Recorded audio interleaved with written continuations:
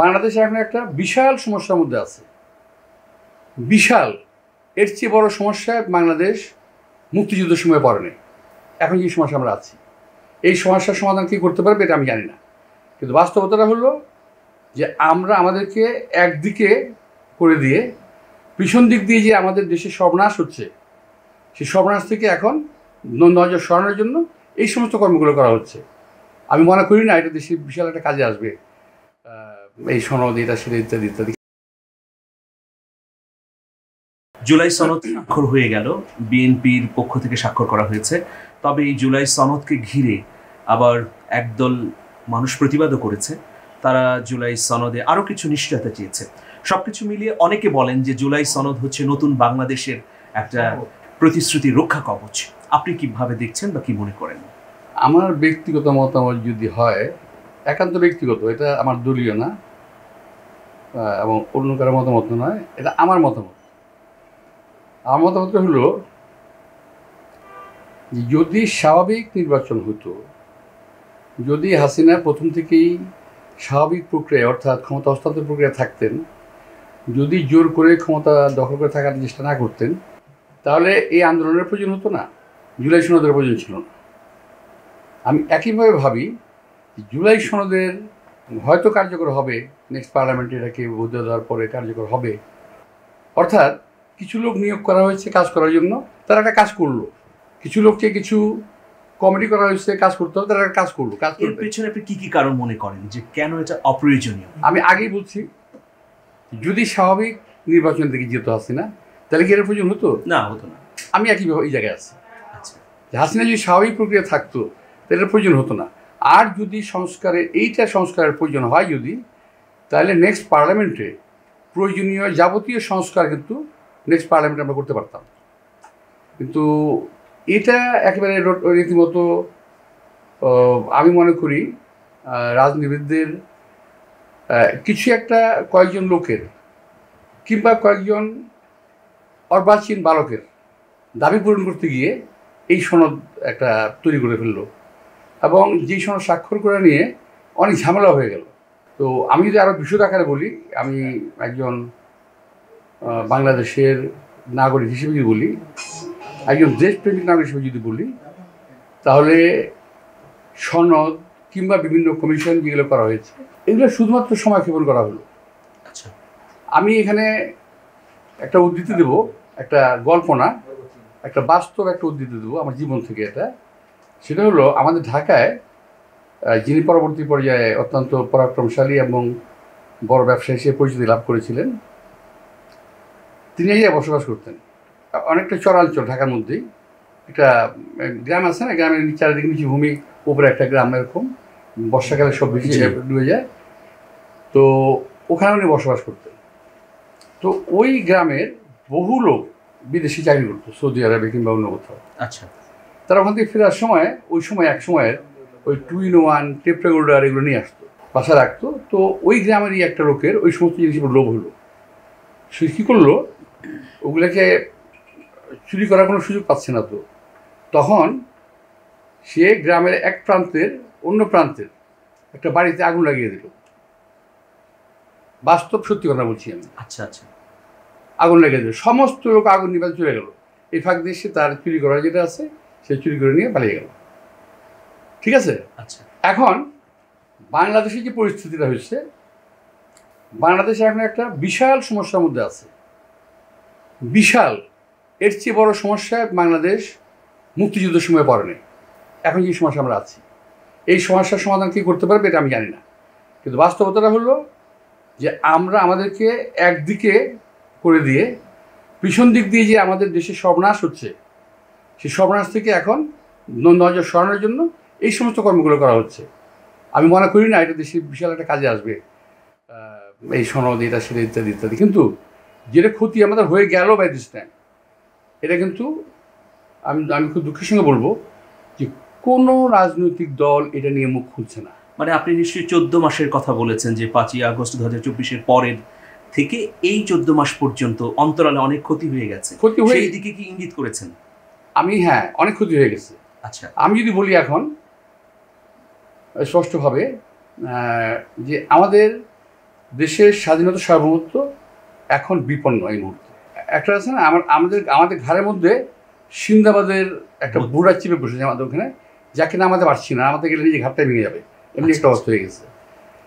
তো আমার এটা যদি আরো স্পষ্ট করেন, এটা কি বিদেশি শক্তি বা তৃতীয় কোনো পক্ষ বা যারা চক্রান্ত করছে তাদের কথা বলছেন কিনা সুনির্দিষ্টভাবে? আমি সুনির্দিষ্ট বলতে পারি, এটা বিদেশি চক্র যারা বাংলাদেশ কিন্তু ভৌগোলিক সীমারেখা অনুযায়ী বাংলাদেশ কিন্তু একটা অত্যন্ত ইম্পর্টেন্ট একটা জায়গায় আছে।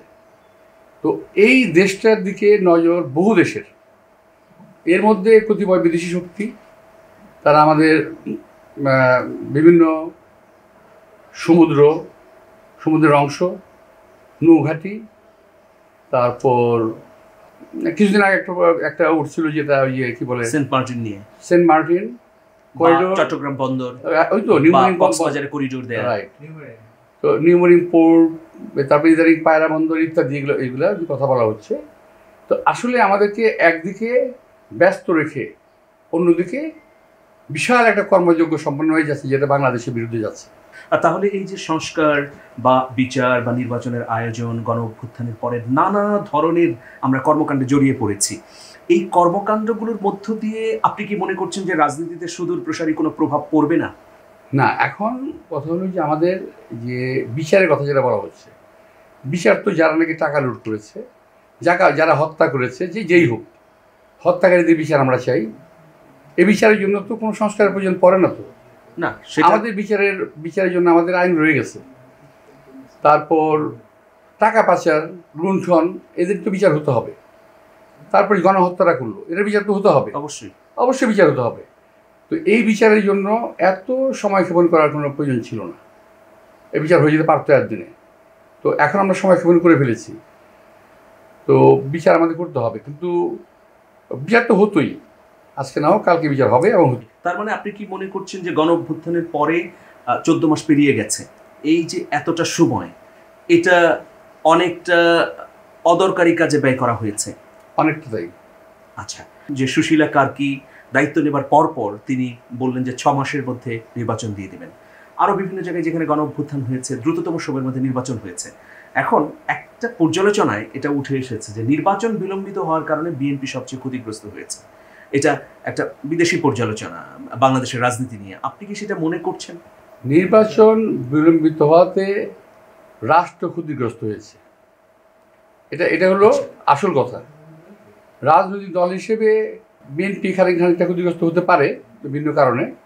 কারণ বিএনপিকে ক্ষতিগ্রস্ত করার জন্য একটা দল, একটা গোষ্ঠী এবং সচিবালয়ের ভিতরে একটা গোষ্ঠী, একটা দল সক্রিয় বিএনপিকে ক্ষতিগ্রস্ত করার জন্য।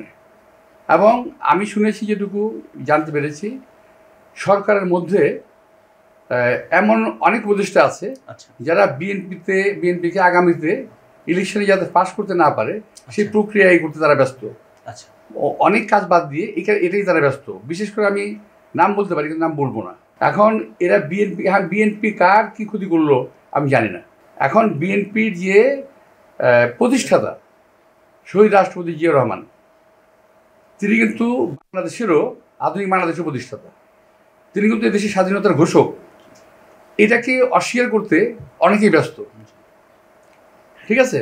এবং এই সনদের মধ্যে সবচেয়ে দুর্ভাগ্যজনক হলো যে শহীদ রাষ্ট্রপতি জিয়াউর রহমান, মুক্তিযুদ্ধ, এদের কোনো রকম সামনে আনা হয় নাই, উপেক্ষা করা হয়েছে। হ্যাঁ, উপেক্ষা করা হয়েছে। এবং এটা হলো সবচেয়ে দুর্ভাগ্যজনক দিক। যে জাতি ইতিহাস ভুলে যাবে তারা নতুন কোনো ইতিহাস সৃষ্টি করতে পারবে না, ভালো কোনো ইতিহাস সৃষ্টি করতে পারবে না। এখন আজকে যারা নাকি নিজেদেরকে জিয়া রহমান সাহেবের জায়গায় প্রতিষ্ঠিত করতে যাচ্ছে, এটা তার একটা ভ্রান্ত বিলাসের মধ্যে আছে, ভ্রান্ত চিন্তাধারার মধ্যে আছে। জিয়া রহমান, দেশনেত্রী এবং খালেদা জিয়া, এরা যে এই দেশে আজকে যে আমরা কথা বলছি গণতন্ত্রের জন্য, এটা তো বহু আগে থেকে ওনারা বলে আসছেন।